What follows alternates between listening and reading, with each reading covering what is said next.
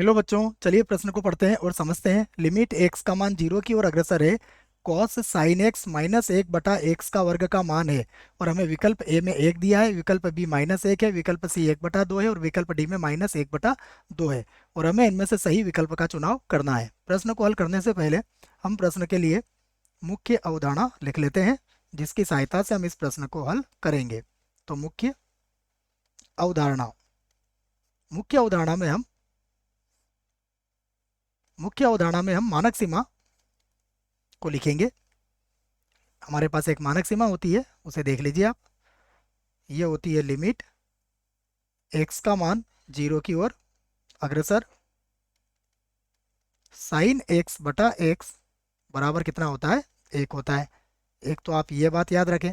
एक हम त्रिकोणमिति के सूत्र का भी यहाँ पर प्रयोग करेंगे, वो भी मैं लिख देता हूँ। एक माइनस कॉस थीटा बराबर होता है दो साइन स्क्वायर थीटा बटा दो के। आइए अब हम प्रश्न को हल करते हैं। तो जो प्रश्न में दिया है सबसे पहले उसे लिख लेता हूँ मैं। यह है लिमिट और x का मान जीरो की ओर अग्रसर है।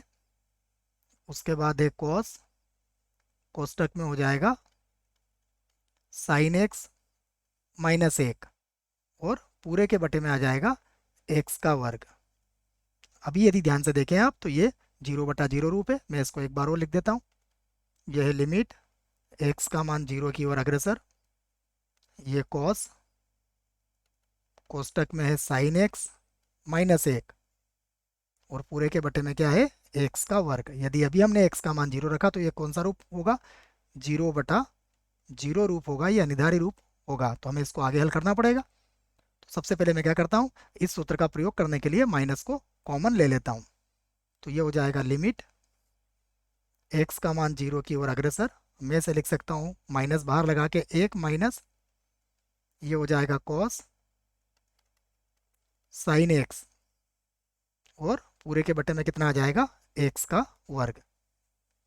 अब मैंने जो मानक सीमा यहाँ पर सूत्र लिखा है बच्चों, एक माइनस कॉस थीटा बराबर दो साइन स्क्वायर थीटा बटा दो, इसका उपयोग हम यहाँ पर कर सकते हैं। तो मैं इसकी सहायता से इसको यहाँ से लिख लेता हूँ बराबर।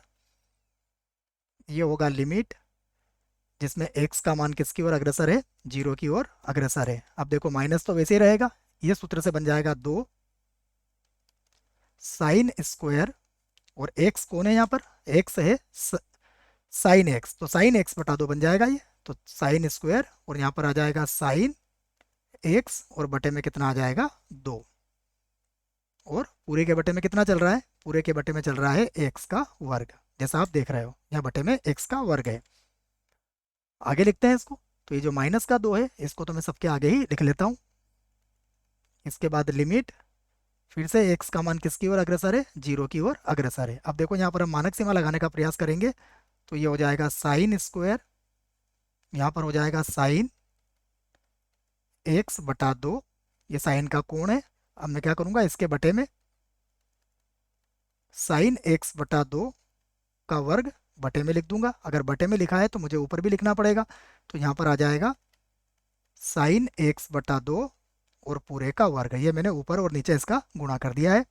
और बटे में कितना चल रहा है, बटे में चल रहा है एक्स का वर्ग। ऐसा क्यों कर सकते हैं, क्योंकि एक्स का मान जीरो के बराबर नहीं है।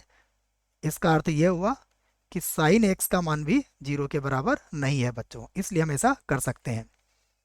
आगे लिख लेते हैं इसको, देखिए। तो फिर से लिखूंगा मैं बराबर, ये माइनस का दो तो वैसे ही रहने दूंगा। ये हो जाएगा लिमिट एक्स का मान जीरो की ओर अग्रसर। हम इसको लिख सकते हैं साइन, कोष्टक में साइन एक्स बटा दो और पूरे के बटे में लिख सकता हूं मैं साइन एक्स बटा दो और पूरे की घातांक क्या लगा देता हूं मैं यहाँ पर, पूरे की घातांक दो हो जाएगी। उसके बाद प्लस, यहाँ देखिए साइन एक्स की घात दो है और बटे में दो है, तो एक बटा चार को अलग कर देंगे, एक बटा चार को अलग कर देते हैं और इसे लिख दूंगा मैं साइन एक्स बटा एक्स और यहाँ भी पूरे की घातांक कितनी हो जाएगी, दो। और दोनों ही जगह हम मानक सीमा का प्रयोग कर सकते हैं। इस बात को मैं यहाँ पर समझा भी देता हूँ कि देखिए, यदि यदि एक्स का मान किसकी ओर अग्रसर है, जीरो की ओर अग्रसर है, तो साइन एक्स बटा दो इसका मान भी किसकी ओर अग्रसर होगा, जीरो की ओर ही अग्रसर होगा। इस आधार पर अब मैं यहाँ पर मानक सीमा का प्रयोग कर सकता हूँ। मानक सीमा मैंने मुख्य उदाहरण में बच्चों यहाँ पर लिख दी है। तो इसकी सहायता से अब ये क्या बन जाएगा, देखो फिर से लिखूंगा मैं, बराबर यहाँ पर होगा -2, ये तो वैसे ही रहेगा, गुणा ये बन जाएगा 1, तो ये 1 का वर्ग हो जाएगा। उसके बाद गुणा 1/4, उसके बाद साइन x/x, इसका मान भी कितना हो जाएगा 1, तो ये भी क्या बन जाएगा 1 का वर्ग।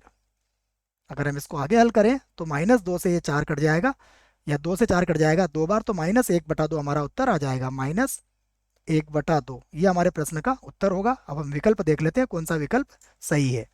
तो विकल्प ए गलत हुआ, विकल्प बी गलत है, विकल्प सी गलत है, विकल्प डी इस प्रश्न के लिए सही विकल्प है बच्चों। आशा करता हूँ आपको इस प्रश्न का उत्तर समझ में आया होगा। धन्यवाद।